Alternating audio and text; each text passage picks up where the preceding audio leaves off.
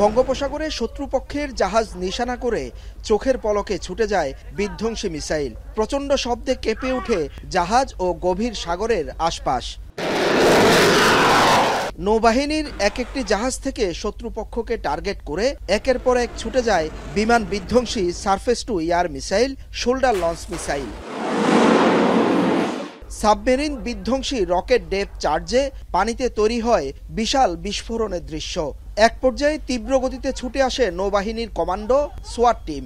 লক্ষ্য দেশের সীমানায় ঢুকে পড়া বহিঃশত্রুর জাহাজ। নিমিষেই সেই জাহাজ ঘেরাও করে স্পিডবোট, চলে গোলাগুলি। হেলিকপ্টারে ছুটে আসে বায়ুসেনাও, টহল দিতে থাকে জাহাজের চারপাশ ঘিরে। কিছুক্ষণের মধ্যে শত্রুদের পরাস্ত করে জাহাজের নিয়ন্ত্রণ নেয় নৌবাহিনীর সেনারা। 5 দিনের বার্ষিক ফায়ারিং মহড়ায় এভাবেই নিজেদের সক্ষমতা প্রদর্শন করে বাংলাদেশ নৌবাহিনী।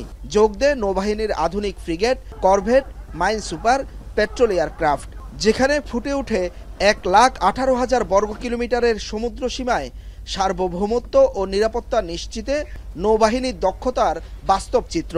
পুরো মহড়া পর্যবেক্ষণ করেন নৌবাহিনী প্রধান অ্যাডমিরাল নাজমুল হাসান।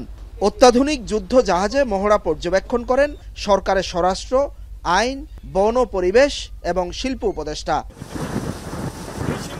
সবশেষে দৃষ্টিনন্দন ফ্লিট রিভিউ প্রদর্শনী করে সফল মহড়ার ইতি টানে সব জাহাজ। সারিবদ্ধ যুদ্ধ জাহাজে দেশ রক্ষা স্লোগান দেন নৌসেনারা। এ সময় অংশ নেয় বিমান আর হেলিকপ্টারও। হোসাইন জিয়াদ, এখন, চট্টগ্রাম।